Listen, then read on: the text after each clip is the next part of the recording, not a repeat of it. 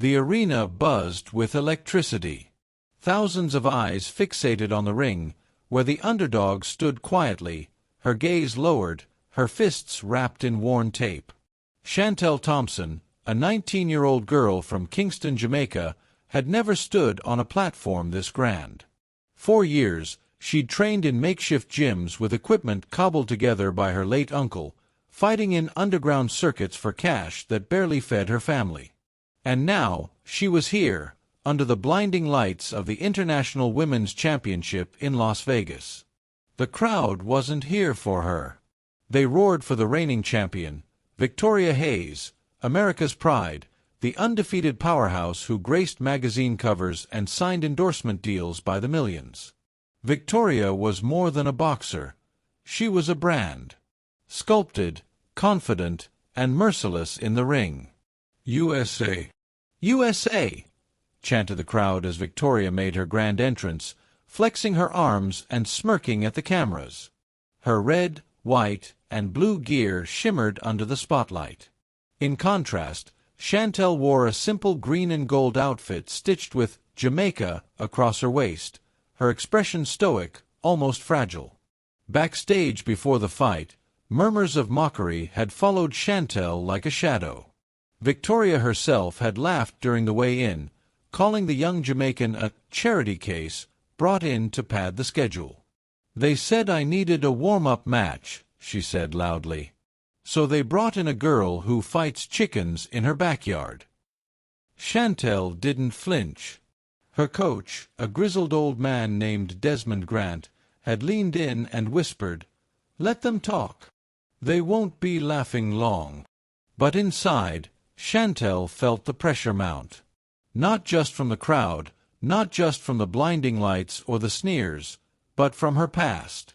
2 years ago, her brother Jerome had been killed in a street fight gone wrong.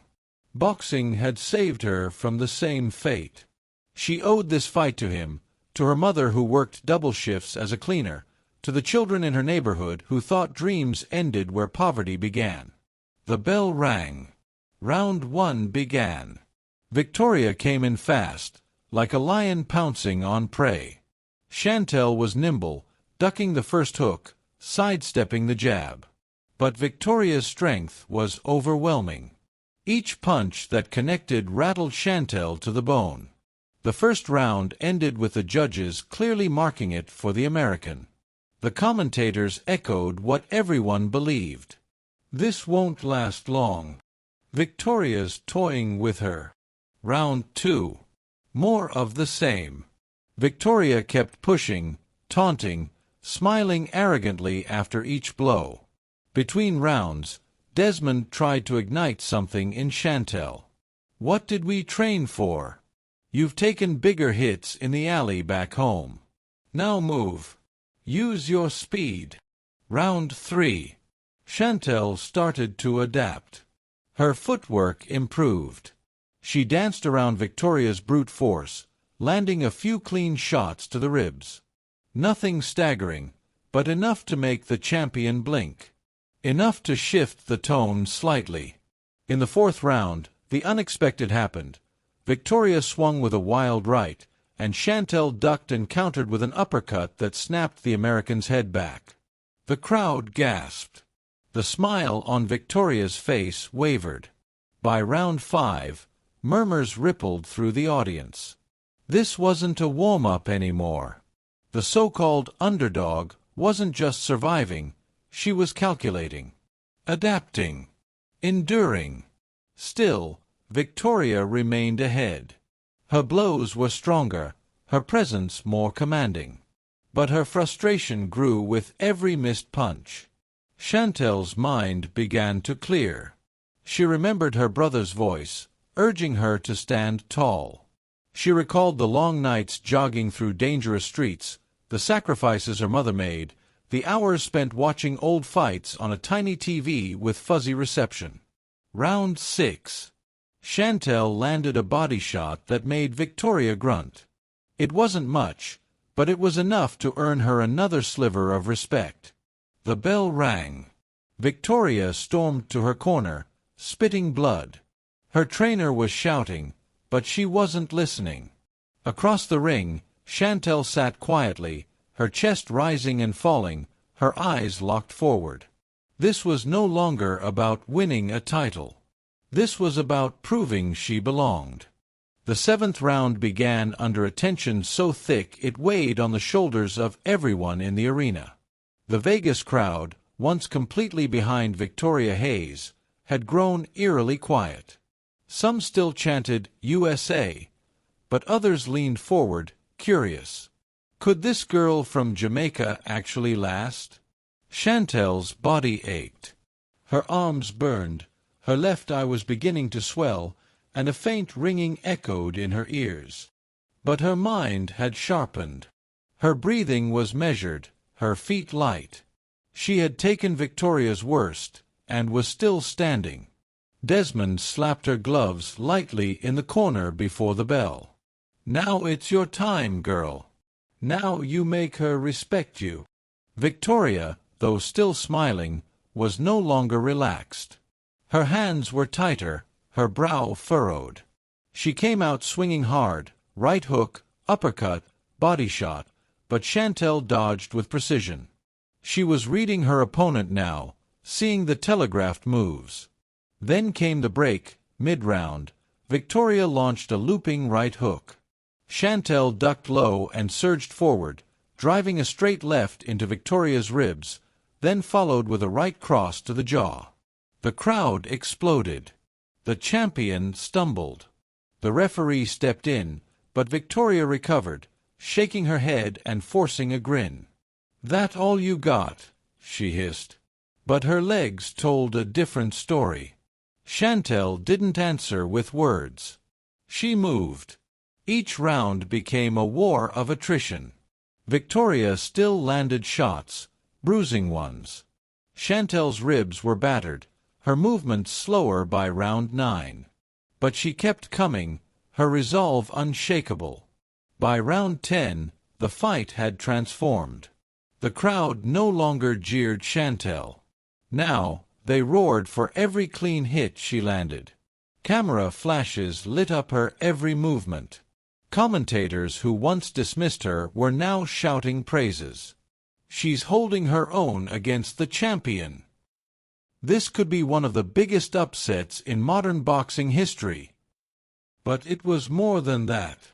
In the crowd sat young girls, many of them black, many of them immigrants, watching someone who looked like them defy expectations. In her corner, Desmond whispered, "She's breaking. She never expected you to last. Give me 2 more rounds of heart." Round 11. Victoria's aggression returned. Her pride was wounded. She swung wildly, desperate to knock Chantelle down. One punch grazed Chantelle's temple, sending her stumbling. A hush fell. But she didn't fall. She steadied herself, and, with every ounce of grit, countered with a brutal combo, jab, hook, hook, uppercut. Victoria's knees buckled. The referee stepped in. 8 count. Chantelle stepped back, gasping for breath. Her muscles trembled, her lungs burned, but her eyes never left Victoria. For the first time, the champion looked afraid. Round 12. The final round. Both women stood like warriors who had passed through fire. Blood, sweat, bruises, all visible signs of the war waged. The bell rang. The round was brutal. Both women swung with fury, heart, and desperation. Chantelle landed a series of body shots that made Victoria wince. Victoria retaliated with a crushing right hand that nearly sent Chantelle into the ropes. But she clung on, weaving, dodging, swinging. Then, in the final 10 seconds, Chantelle faked low, leapt forward, and landed a stunning left hook that sent Victoria stumbling backwards. The bell rang. The crowd stood in stunned silence. Both fighters raised their arms. Both barely able to stand. The tension was unbearable. The announcer stepped into the ring, holding the card from the judges. "Ladies and gentlemen, after 12 rounds of incredible boxing, we go to the judges' scorecards. A pause. The crowd held its breath. Judge 1 scores the bout 114 to 113, Chantelle Thompson. Gasps. Judge 2 scores it 115 to 112, Victoria Hayes. A murmur. And Judge 3 scores it 114 to 114. This fight is declared a majority draw. The crowd erupted. Chantelle blinked. Victoria looked stunned. The champion kept her belt, but barely. And the world had witnessed something unforgettable. In the post-fight interview, Victoria, bruised and humbled, approached Chantelle. She raised the Jamaican's hand and said into the mic, "I came in here expecting a warm-up. I found a warrior. She earned every second of that fight." Chantelle's face, swollen and tired, managed a smile. The crowd roared her name. She hadn't won the belt, but she'd won the world's respect. A week after the fight, Chantelle Thompson stood before a wall of flashing cameras, microphones thrust toward her, reporters shouting questions. The video of her performance had gone viral, viewed over 120 million times. Overnight, she became a symbol of courage, resilience, and raw talent. She hadn't won the championship, not yet. But she'd won something far more powerful, the world's attention. Back home in Kingston, celebrations broke out. Neighborhoods painted murals of Chantelle in her green and gold gear. Children reenacted the fight in alleys with makeshift gloves. Local gyms reported record sign-ups. She had become a hero. International sponsors came knocking. Sportswear brands, media outlets, documentary producers. But Chantelle wasn't swayed by money. In an interview on a major American morning show, she said, "I didn't get here alone. I owe everything to my community, to my mother, to Uncle Roy, who trained me with nothing but love, and to every kid out there who's been told their dreams are too big." Her words lit up social media. Victoria Hayes, surprisingly, stood by Chantelle's side.